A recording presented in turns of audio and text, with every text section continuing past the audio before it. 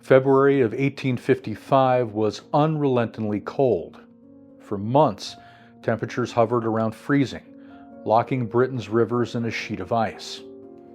Against this frigid backdrop, an extraordinary mystery took hold of the South Devon coastline. Spanning between 40 and 100 miles, strange footprints appeared in the snow. Hoof-like impressions that snaked through towns, over rooftops, and across rivers. The shape of these tracks resembled cloven hooves and sparked whispers of something unholy, maybe even the mark of Satan himself. Today we take a look at the Devil's Footprints of 1855, a mysterious event that left the citizens of Devon, England worried that the devil himself had arrived to prey upon their communities. So if you're curious, let's take a walk through history.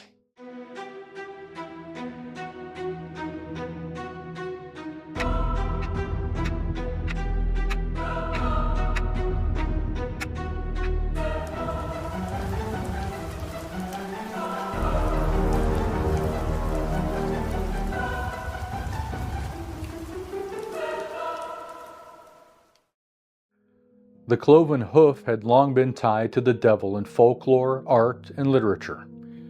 For the people of Devon, it was more than just an eerie tale. The cloven hoof marks left in the newly fallen snow ravaged the area in fear. Many residents refused to step beyond their doorsteps, gripped by the belief that the devil himself prowled the area in search of unsuspecting victims. Others, less swayed by superstition, tirelessly pursued rational explanations, hoping to unravel the unsettling mystery that had upended their community. Fear soon gave way to action. At dawn on February 9th, a group of tradesmen, their imaginations as fired as their nerves, armed with themselves with guns and bludgeons and resolved to track down the source of the footprints. Trudging through the snow in pursuit of the sinister marks, they trekked from Dawlish to Luscombe, Dawlishwater and Oaklands, scouring the landscape for any signs of an explanation. Yet, after an exhaustive journey, they found themselves no closer to the truth. As one account put it, at length, after a very long and weary search, they returned as wise as they set out. The shape of the devil's footprints were peculiar, resembling the hooves of a donkey, but their gait was anything but animal-like. The tracks appeared to belong to a bipedal creature, walking upright with two legs. Each hoofprint measured roughly 3 inches wide and 4 inches long and were unnervingly close together, spaced between just 8 and 16 inches apart. But what made them even stranger was their alignment. They were found in a straight, single-file line, as though left by a creature marching with deliberate precision. These bizarre details only deepened the sense of unease, as such patterns defied logic and stirred imaginations already primed with tales of the supernatural. The mysterious hoofprints were most prominently found in Devon, concentrated around the Exe Estuary, though reports claimed they extended as far as Dorset. While the main trail covered an estimated 40 miles, the tracks wandered and twisted across the region in such a bewildering pattern that their total distance could have extended to 100 miles. Whatever left them seemed to move with both purpose and unpredictability, its eerie footprints lingering in the snow as a chilling reminder of its passage. One of the strangest aspects of the Devil's Footprints wasn't just where they were found, but also where they weren't. The tracks seemed to defy the natural laws of movement, skipping over certain areas entirely and appearing to leap great distances.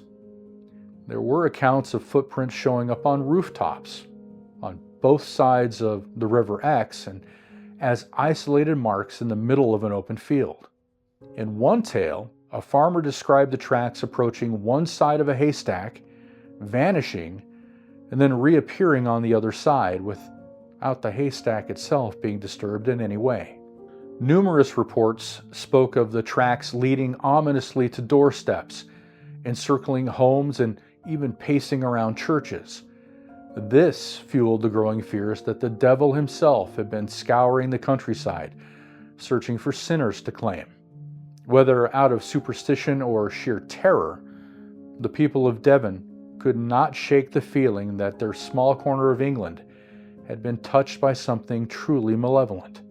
While many firmly believed the devil himself had left his mark on the countryside, others sought more earthly explanations for the mysterious footprints. Theories have abounded, ranging from clever hoaxes to natural causes.